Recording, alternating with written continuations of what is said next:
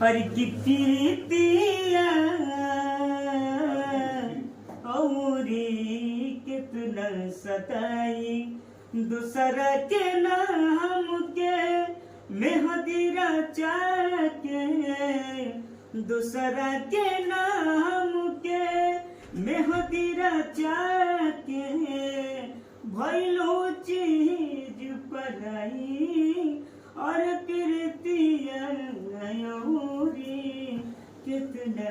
सताई हम न पाइबो आँख के आंसू छुप के रोबू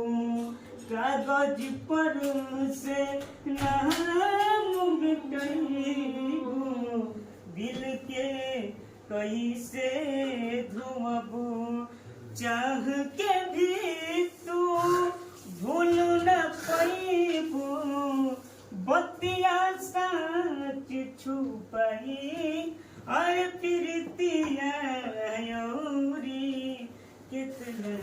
सताई।